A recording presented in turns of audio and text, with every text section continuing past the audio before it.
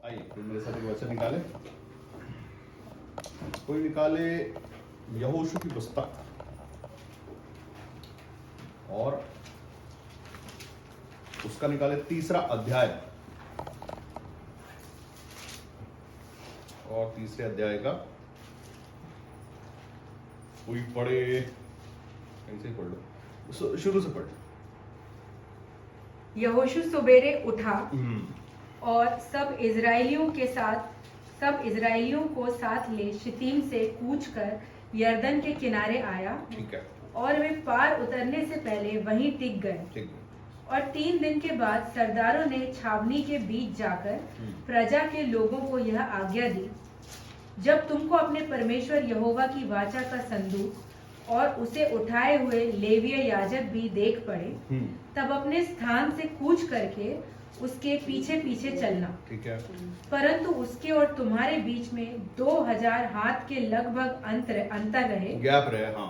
तुम संदूक के निकट न जाना, संदूक के निकट में जाना, ताकि तुम देख सको कि किस मार्ग से तुमको चलना है। ठीक है। क्योंकि अब तक तुम इस मार्ग पर होकर नहीं चले। फिर यहोशू ने प्रजा के लोगों से कहा, तुम अपने आप को पवित्र करो। हाँ। क्योंकि कल के दिन परमेश्वर तुम्हारे मध्य में आश्चर्य कर्म करेगा। ठीक है। तब यहोशू ने याजकों से कहा, वाचा का संदूक उठाकर प्रजा के आगे आगे चलो।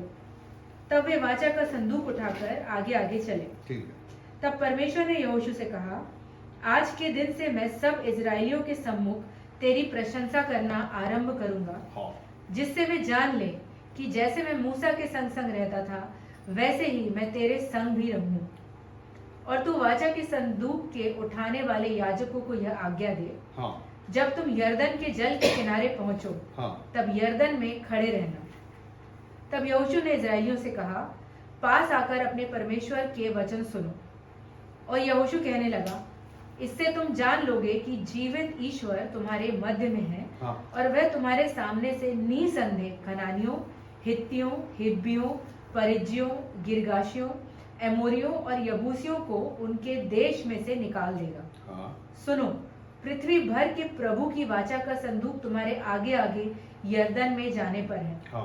इसलिए अब इजराइल के गोत्रों में से 12 पुरुषों को चुन लो, वे एक एक गोत्र में से एक पुरुष हों। और जिस समय पृथ्वी भर के प्रभु की वाचा का संदूक उठाने वाले याजकों के पांव यरदन के जल में पड़ेंगे, उस समय यरदन का ऊपर से बहता हुआ जल थम जाएगा। हाँ। और ढेर होकर ठहरा रहेगा। हाँ। इसलिए जब प्रजा के लोगों ने अपने डेरों से यरदन पार जाने को कूच किया और याजक वाचा का संदूक उठाए हुए प्रजा के आगे आगे चले, हाँ। और संदूक के उठाने वाले यरदन पर पहुंचे, हाँ। और संदूक के उठाने वाले याजकों के पांव यरदन तीर के जल में डूब गए। हाँ। यरदन का जल तो कटनी के समय के सब दिन अपने तट के ऊपर ऊपर बहता था। तट के ऊपर ऊपर बहा करता था। तब जो जल ऊपर की ओर से बहा आता था, हाँ। वह बहुत दूर अर्थात आदाम नगर के पास जो सारतान के निकट है, रुक कर एक ढेर हो गया और दीवार सा उठा रहा। हाँ। और जो जल अराबा का ताल, जो खारा ताल भी कहलाता है, हाँ। उसकी ओर बहा जाता था। हाँ। वह पूरी रीति से सूख गया। हाँ। और प्रजा के लोग यरीहो के सामने पार उतर गए। हाँ। और याजक परमेश्वर की वाचा का संदूक उठाए हुए यरदन के बीचों बीच पहुंचकर हाँ। स्थल पर स्थिर खड़े रहे। ठीक है। और सब इजरायली स्थल ही स्थल पार उतरते रहे। अंत में उस सारी जाति के लोग यरदन पार हो गए। हालेलुया। क्या समझ में आया? एक स्टोरी है। ये स्टोरी से ये क्या समझ में आया? ये स्टोरी में क्या हुआ? ये स्टोरी में ये हुआ है कि विपत्ति, तकलीफ, परेशानी, एक ही रास्ता है वहां से यरदन को पार करके जाना, दूसरा कोई रास्ता नहीं है। यरदन नदी जो है वो बहुत ऊंचाई से बह रही है और वहां जाने के लिए कोई ब्रिज नहीं है, कोई पुल नहीं है। ठीक है। लेकिन परमेश्वर की वाचा का संदूक लेके यहोशू जब वहां से गुजरा तो वो नदी का पानी वैसा खड़ा हो गया, इतनी जगह मिल गई उनको निकलने के लिए, वो पानी एक जगह इकट्ठा हो गया, जैसा कि मूसा के समय पे हुआ था। समुंदर ने रास्ता दिया था, वैसे ही यरदन नदी ने रास्ता दिया। हालेलुया। क्यों दिया? दोनों के बीच में क्या फर्क है? दोनों के बीच में ये बात है कि वो परमेश्वर जैसा मूसा के संग वैसा यहोशू के संग भी है। और उनके साथ एक चीज है जो सबसे ज्यादा पावरफुल चीज है, वो है वाचा का संदूक। क्या है? वाचा का संदूक। वाचा का संदूक मतलब वाचा का संदूक, वाचा का मतलब वादा, प्रॉमिस। परमेश्वर का वादा जो आपके साथ में है उसका मतलब वो है, वो वादा है उसमें। और आपको पता है कि उस वाचा के संदूक के अंदर क्या है? वाचा के संदूक के अंदर है आज्ञा। आज्ञा जो मूसा को जो आज्ञा मिली थी उसकी पटिया रखी हुई है वाचा के संदूक के अंदर, कि परमेश्वर ने ये आज्ञाएं दी हैं, वो आज्ञा है उस संदूक के अंदर। उसके साथ एक सोने का बर्तन है जिसमें मन्ना रखा हुआ है, और उसके बाद उसमें एक छड़ी है जिसमें से फूल निकल आए हैं। वहां पर वो पुराना नियम हम यहोशू में से पढ़ रहे हैं। यहोशू में परमेश्वर ने 2 बार परमेश्वर ने बड़ी विपत्तियों के साथ में यहोशू को पावर और सामर्थ्य, वो भी सिर्फ और सिर्फ वाचा के संदूक से। वाचा का संदूक को लेके चलते, तो अगर आप 6वें अध्याय को पढ़ेंगे तो वहां पर लिखा हुआ है यरीहो की दीवार है, जहां परमेश्वर ने उनके हाथ में दे दिया, अधिकार में दे दिया था। इतनी भारी दीवारें थी कि वो टूट नहीं रही थी, मतलब वो किसी भी तरीके से अंदर जाने का रास्ता नहीं था।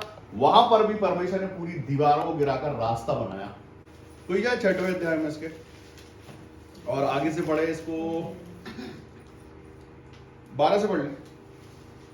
यहोशू सवेरे उठा और याजकों ने यहोवा का संदूक उठा लिया, और उन 7 याजकों ने भेड़ों की सींगों के 7 नरसिंगे लिए, और यहोवा के संदूक के आगे आगे फूटते हुए चले। परमेश्वर ने उनको आज्ञा दी कि ये वाचा का संदूक और बजाने वाले जो नरसिंगा लिए चल रहे वो उसका चक्कर मारे, राउंड मारे 7 दिन तक। पहले दिन भी ये हुआ, दूसरे दिन भी ये हुआ, 7वें दिन, अगर आप आगे पढ़ेंगे वो स्टोरी में बता दे रहा हूं कहां पर है, वो 7वें दिन जब वो चल रहे थे तो वो बजाने के साथ साथ उन्होंने एक काम और किया। वो किया उन्होंने जय जयकार। वो रोक के रखा था, यहोशू ने बोला था जब मैं बोलूंगा तब तुम जय जयकार करना। हालेलुया। एक आवाज में, एक स्वर में हम बोल रहे हालेलुया, तो एक आवाज होनी चाहिए। बड़ी बड़ी विपत्तियां गिर जाती, जैसे यहां पर दीवार गिर गई यरीहो। हालेलुया। वो सबके सब चक्कर मार रहे हैं, 7 राउंड मारे, 7वें राउंड में गिर गई पूरी यरीहो। परमेश्वर का सामर्थ्य इतना, उसका नाम, सिर्फ उन्होंने नाम लेकर नारा लगाया, जयकारा बोला। ये सामर्थ्य परमेश्वर की महिमा और उसके नाम का, उसका नाम काफी है हमारे जीवन के लिए। परमेश्वर यीशु मसीह का नाम काफी है, इसकी महिमा करते हैं, बड़ाई प्रशंसा करते हैं। अगर हम इस बात के लिए तैयार है, विश्वास करते हैं कि विपत्ति बड़ी नहीं है, उसका नाम बड़ा है, तो सच में नाम बड़ा है। जो उसके नाम को बड़ा समझता है, सच में उसका नाम बड़ा है। मैं समझता हूँ मेरे लिए परमेश्वर का नाम बड़ा है। जितने इस बात पर विश्वास करते हैं परमेश्वर यीशु मसीह विपत्तियों से बड़ा है, समस्याओं से वो बड़ा है, और हमारे जीवन पे काम करते हैं। हमारे जीवन के लिए सबसे बड़ी बात यहाँ पर जो है, ये वाचा का संदूक। इनके पास और कोई नहीं, इनके पास यीशु मसीह नहीं उस समय तक, इनके पास है वाचा का संदूक, जो बताया गया कि मूसा के पास भी था, इसके पास भी है, यहोशू के पास भी। इसके पास यीशु मसीह नहीं, लेकिन हमारे पास यीशु मसीह है। जो ये वचन है, जो वाचा है ना, ये सिर्फ उस पेटी के अंदर रखने के लिए नहीं है। वचन कहता है कि अपनी हृदय रूपी पटियाओं पर लिखो ये आज्ञा जो परमेश्वर की ओर से आती है। आमीन। हम जब चले ना तो दीवारें टूट जाए यीशु मसीह का नाम। आज हम नए नियम में जी रहे हैं। आपको पता है नए नियम में इसके विषय में लिखा हुआ है, निकाले कोई, इब्रानियों की पुस्तक निकाले, इब्रानियों की पुस्तक निकाले और उसका 9वें अध्याय पे जाए। अगर आप 9वें अध्याय में पढ़ना शुरू करो, चौथे वचन से पढ़ो। इब्रानियों 9वां अध्याय उसका 4वां वचन। सोने की धूपदानी, उसमें सोने की धूपदानी, और चारों ओर सोने से मढ़ा हुआ वाचा का संदूक, और इसमें मन्ना से भरा हुआ सोने का मर्तबान, और हारून की छड़ी, फूल फल आ गए। हालेलुया। ये बता रहा है यहाँ पर कि उसके अंदर वाचा के संदूक के अंदर था क्या। नए नियम की कलीसिया में इब्रानियों की पुस्तक में लिखा हुआ है कि उसमें क्या था। उसमें लिखा हुआ है कि उसमें लिखा उसमें सोने की धूपदानी और चारों ओर से सोने से मढ़ा हुआ वाचा का संदूक, और इसमें मन्ना भरा हुआ और सोने का मर्दवान और हारून की छड़ी जिसमें फूल, और वाचा की पटियाएं थी। वाचा की पटिया वही पटिया है जो आज्ञाएं परमेश्वर ने सीने पहाड़ के ऊपर मूसा को दी थी, उसमें आज्ञाएं हम पढ़ रहे हैं। यहाँ पर इब्रानियों की पुस्तक उसका 9वां अध्याय और उसके 4थे वचन से पढ़ रहे हैं, जहां पर लिखा है कि उस वाचा के संदूक में क्या था। उसमें सोने की धूपदानी और चारों ओर से सोने से मढ़ा हुआ एक वाचा का संदूक, उसमें मन्ना भरा हुआ था। हालेलुया। ठीक है, एक छड़ी थी जिसमें फूल आ गए थे। छड़ी कौन सी छड़ी थी? कितने लोग जानते हैं छड़ी के विषय में? कैसे क्या था वो छड़ी में, क्या स्पेशल था? वो किसी मतलब बहुत अच्छी उपजाऊ मिट्टी में गड़ी हुई थी। वो गमले में थी, गमले में मिट्टी थी, पानी था, तो कहां कैसे आ गए उसमें फूल और फल? कैसे आ गए? छड़ी मतलब छड़ी समझते हैं? कितने लोग समझते हैं? सहारा देके चलने के लिए। उसके हाथ में जो छड़ी थी वो छड़ी में जीवन था। हालेलुया।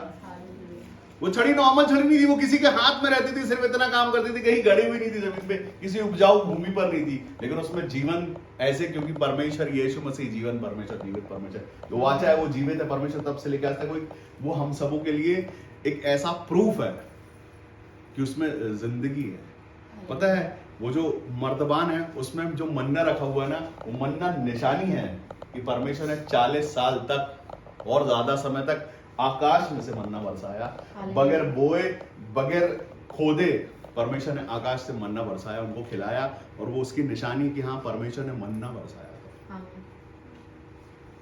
हम जो परमेश्वर को देते हैं ना, वो परमेश्वर का ही दिया हुआ है जो हम परमेश्वर को देते हैं। हम कहीं से बीज लेके हाथ में पैदा नहीं होते। आदम के पास बीज नहीं थे जब वो आया था, बीज परमेश्वर ने दिया, तब वो आदम खेती करने पाया, और उसके बाद वो सब कुछ जो आज हमारे पास है। हालेलुया। परमेश्वर ही हमको देते हैं और उसमें से हम परमेश्वर को देते हैं। परमेश्वर देते हैं हमको, हम हमारे पास नहीं है ज्ञान बुद्धि या हम कमा पाए या हम खा पाए, हमारे पास कुछ नहीं है।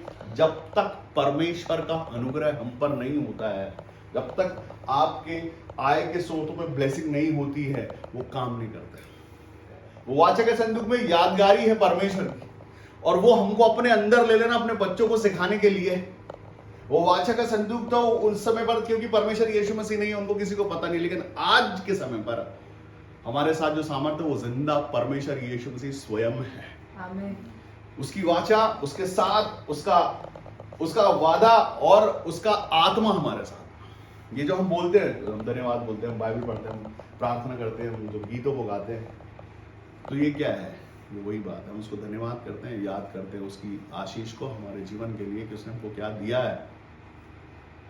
हालेलुया। निर्गमन में कोई 16वां अध्याय खोलो और पढ़ो, 33 से पढ़ो।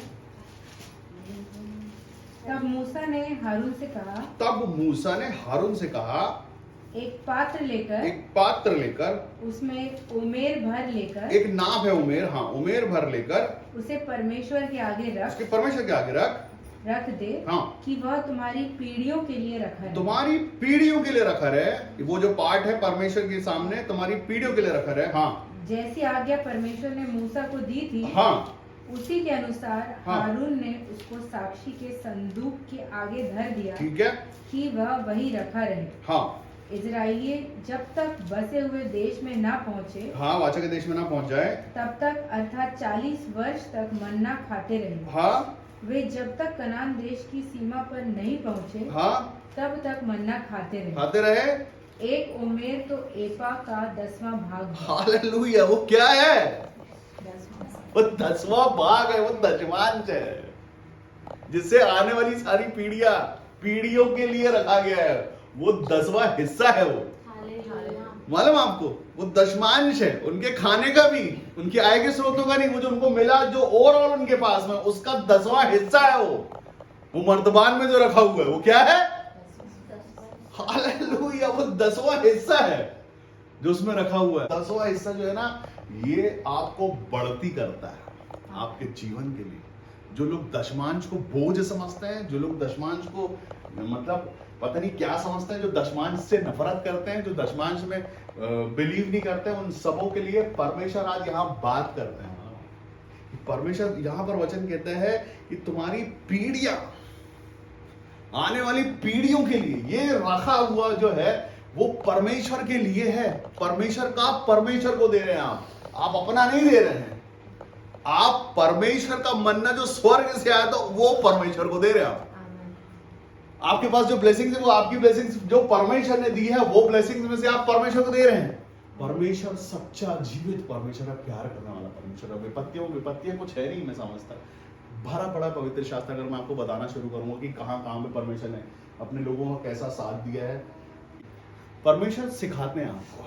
वाचा की पट्टियों में आज्ञा है, ये सब आज्ञाएं हैं जो हम जो देखते हैं, ये पूरे एक एक जो वचन है, ये आज्ञा, ये कोई स्टेटमेंट नहीं है। आपको यीशु मसीह ने अगर बोला कि एक दूसरे से प्रेम रखो, तो ये वाचा के साथ साथ एक ऑर्डर भी है।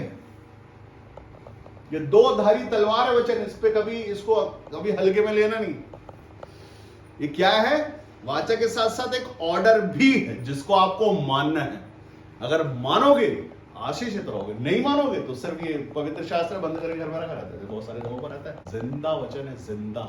आज आपके मेरे अंदर ये वचन जिंदा है, जैसे कि उस छड़ी में फूल निकलना। अगर आप उसको ताकत और सामर्थ के साथ समझते हो तो उस लाठी में से फूल निकल आएंगे। लाठी है ना बस वो एक, लेकिन उसमें से जिंदा फूल आए। कैसे आए? ऐसे आए। आप कितना जीवंत रखते हैं उस बात को, आपके अंदर जो वचन है वो कितने जीवित है, कितने सामर्थ्य है, कितने जिंदा रखते हैं। यह स्टेटमेंट बस है। यीशु मसीह ने कहा एक दूसरे से प्रेम रखो, यीशु मसीह ने बोला झूठ नहीं बोलो, यीशु मसीह ने बोला ये सिर्फ स्टेटमेंट्स नहीं है, ये सिर्फ लिखा हुआ शब्द नहीं है, इसमें जीवन है। तो पेटी के अंदर बंद करके आप किसी चीज को रख दोगे तो उसमें फूल निकलेंगे। यीशु मसीह ने बोला मैं तुम्हें अकेला नहीं छोड़ूंगा। हम अकेले नहीं है, हमारे साथ वाचा है परमेश्वर की।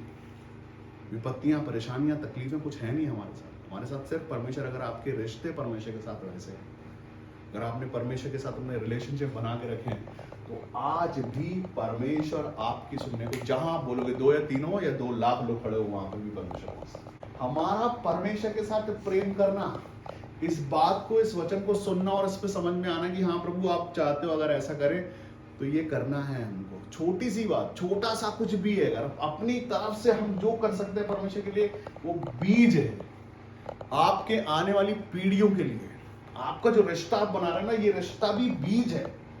जितने मजबूत होते चले जाएंगे आने वाली पीढ़ियों पर, परमेश्वर उन सबों के जीवन में बड़ी आशीषें रखी हुई है, मालूम आप, भयंकर आशीषें रखी हुई है।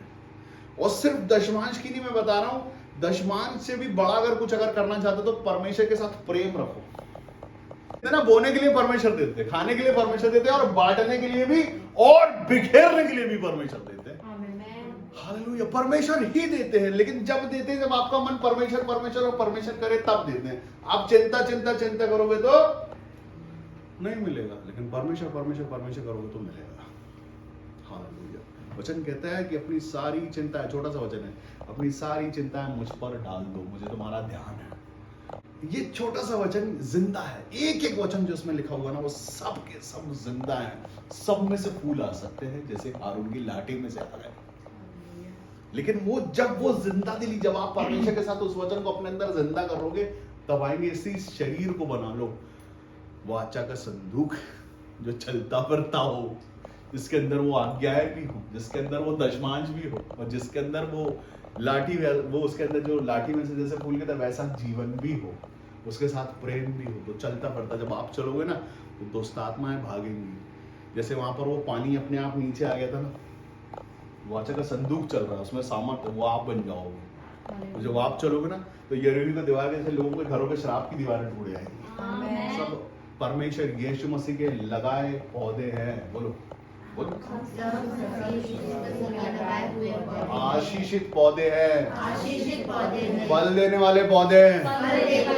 आमेन। हाँ तो हो, आमेन।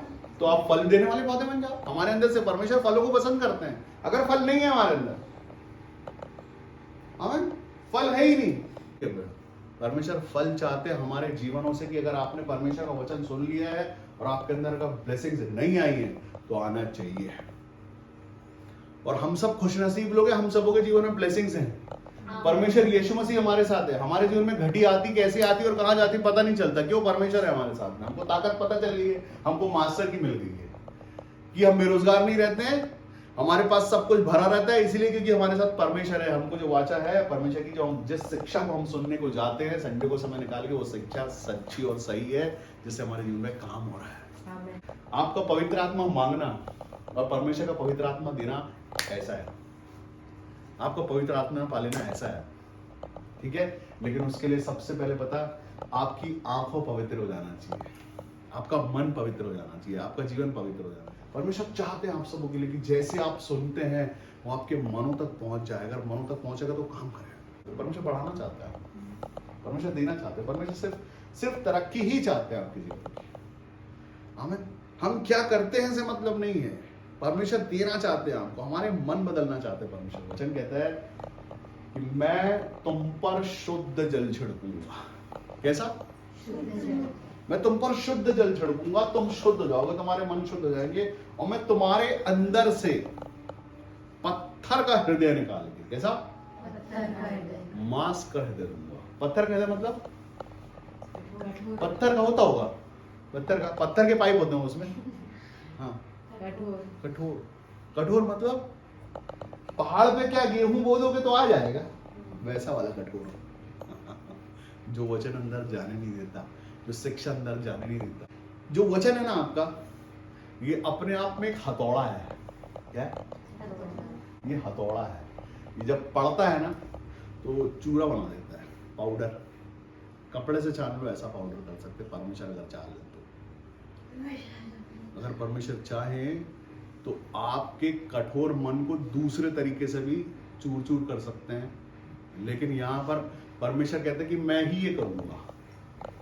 परमेश्वर ही ये करेंगे कि तुम्हारा कठोर मन, तुम पर शुद्ध जल छिड़कूंगा। जल छिड़कने से तुम्हारे जो मन है ना वो शुद्ध हो जाएगा और नरम हो जाएंगे। पत्थर का हृदय निकाल के मांस का हृदय मिल जाएगा, जो रिसीव करता हो, जो ग्रहण करता हो। आमीन। अब वो देखना हमको है, हमारे जीवन को देखना है कि कैसे मन है हमारा, रिसीव करने वाले हैं या ऊपर सुना हालेलुया प्रेज़ द लॉर्ड। परमेश्वर आपसे प्रेम करते हैं। परमेश्वर ने आपको बोला कि आपको कभी नहीं छोड़ेंगे। आपको कितनी बार लिखा है कि मैं तुम्हें कभी नहीं छोड़ूंगा। कहीं वो भी वाचा है और ये हमारी वाचा है कि प्रभु हम आपको नहीं छोड़ेंगे। पत्नी को दिखावा करना है कि मेरा हस्बैंड धर्मी रहे और चल, इसलिए नहीं करना है ये काम, इसलिए करना है कि परमेश्वर चाहते हैं। अगर परमेश्वर चाहते हैं उसकी खुशी के लिए करोगे। लिखा है पवित्र शास्त्र में कि जो आशीष परमेश्वर आपको देते हैं उसमें दुख नहीं मिलाते। आमीन। उसमें कुछ दुख नहीं, उसमें सिर्फ सुख है, सिर्फ आशीष है, सिर्फ ब्लेसिंग है, सिर्फ खुशी है, उसमें दुख नहीं। लेकिन जो संसार, हमारे रिश्तेदार और जो ये, इसमें दुख है, इसमें दुख मिला रहेगा। तो किसके साथ बना के रखना है? परमेश्वर के साथ। किसको खुश करना है? किसके साथ बना के रखना है? मनुष्य को आप कभी खुश नहीं कर सकते, कभी नहीं, कर ही नहीं पाओगे। कोशिश भी करते रहे जाओगे ना आप, जितनी भी कोशिश कर लोगे, कभी मनुष्य को, अगर कोई ऐसा मनुष्य जो सबूत लेके खुश होता है तो उसके सबूत मांगने के कभी सिलसिले खत्म नहीं होंगे। वो सबूत ही मांगता रहेगा आपसे, प्रूफ करो, प्रूफ करो, प्रूफ करो, प्रूफ करो। आप करते जाओ, करते जाओ। एक दिन लगेगा क्या प्रूफ करना है इसको, ये तो प्रूफ मानते ही नहीं है, तो प्रूफ किस बात? हालेलुया। परमेश्वर सच में आपके मनों को जानते हैं, परमेश्वर आपके जीवन को जानते हैं। अगर किसी को प्रूफ या सर्टिफिकेट देना है ना तो वो परमेश्वर ने आपको दे दिया है। अपना बेटा और बेटा होने का सर्टिफिकेट आपके पास में है। उसके लिए खुश रहो, मनुष्य के लिए खुश मत रहो कि वो हमको उसकी तरफ से मिल जाए कि मैं अच्छा बेटा हूँ, अच्छा बाप हूँ, अच्छी मम्मी हूँ, अच्छा पापा हूँ। ये नहीं, मैं अच्छा परमेश्वर की संतानों पे ज्यादा फोकस करो, मैं परमेश्वर के लिए क्या कर रहा हूँ पे ज्यादा फोकस करो। और मैं भी वही बताता हूँ आपको कि किसके लिए ज्यादा फोकस्ड रहो। आप फोकस रहो आपके परमेश्वर के लिए बस। अगर उसके साथ आपका रिश्ता बना रहेगा तो फिर कैसी भी चाहे यरीहो की दीवार आ जाए, यरदन नदी ऊंची हो जाए, तब भी आप पार निकल जाओगे। तब भी आपके छड़ी रूपी जीवन में फूल और फल दोनों आ जाएंगे। सच्चाई के साथ अगर आप सच्चे हैं तो वो जो वाचा का संदूक है वो हमारा जीवन हो जाएगा।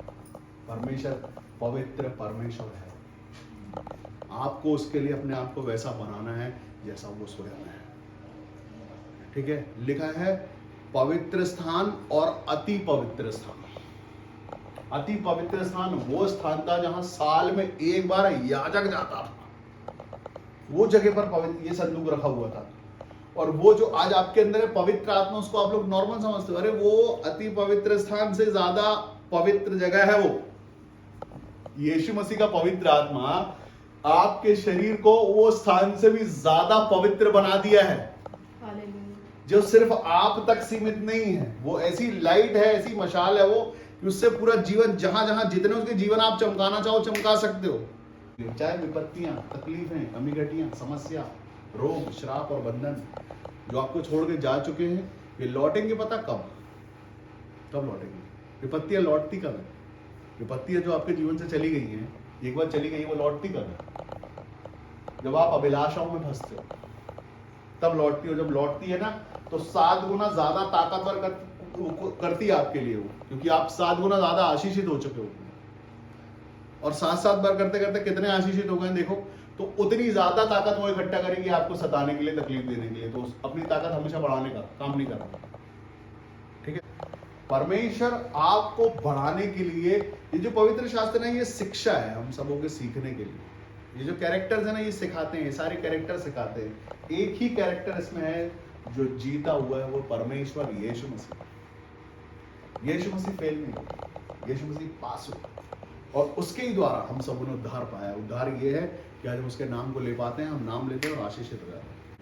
परमेश्वर दयालु है, उसका मन दयालु है। परमेश्वर पहले अपनी दया से हम सबों को परमेश्वर ने सिखाया कि कैसे। परमेश्वर का मन अगर वैसा होता है जिसके लिए हम लोग को प्रार्थना करो, ओ प्रभु थोड़ा क्षमा कर दो, अपना कोप थोड़ा कम कर लो, अपना कठोरता थोड़ी कम कर लो, वो हमको प्रार्थना नहीं करनी पड़ती। और परमेश्वर अगर ये कर दे आपके साथ तो सोचो क्या। लेकिन परमेश्वर कभी कठोर नहीं होते अपने बेटे बेटियों पर। जो कोई भी उसका नाम लेता है वो उद्धार पाता है निश्चित ही। आमीन, हालेलुया। विपत्तियां चाहे कितनी बड़ी क्यों ना हो, तकलीफें चाहे कितनी बड़ी क्यों ना हो, अगर आप अपने जीवन में परमेश्वर का वचन, वो वाचा, और वो पट्टियों में जो लिखा हुआ था वो क्या था? आज्ञा। अगर आप वचनों को आज्ञा के जैसे लेते हैं, वचनों को कैसे लेने का? अगर आप वचन को आज्ञा के जैसे लेते हो तो निश्चित आप परमेश्वर से डरते हो। और अगर आप परमेश्वर से डरते हो तो आपकी बुद्धि का आरंभ है वहां से। आपको परमेश्वर वहां से वो ज्ञान देने वाले हैं जो परमेश्वर अपने नबियों को भी नहीं दिया करते थे। वो ज्ञान परमेश्वर आपको देते। आपको पता है कल क्या होने वाला है? अगर आप आज देख लो नींद में, ये पॉसिबल है। परमेश्वर अपने लोगों से प्यार करते हैं और इससे बड़ी बड़ी ब्लेसिंग्स रखी हैं। अभी ये कुछ नहीं है, ये छोटी ब्लेसिंग्स है बहुत। आप महीनों आगे का देख ले लो, पता है। और पवित्र शास्त्र में सुविशेष में लिखा हुआ है जब कितने साल अकाल पड़ने वाला था, वो पहले 2-3 साल पहले परमेश्वर ने दिखा दिया था। लेकिन ये कब होगा? जब उससे प्यार करेंगे, परमेश्वर को अपने जीवन में जगह देंगे, परमेश्वर को हल्के में नहीं लेंगे। पवित्र दिन को, संडे को टाइम पे चर्च आएंगे, सुनेंगे। हम जहाँ बैठे अपनी आंखों को बंद करें।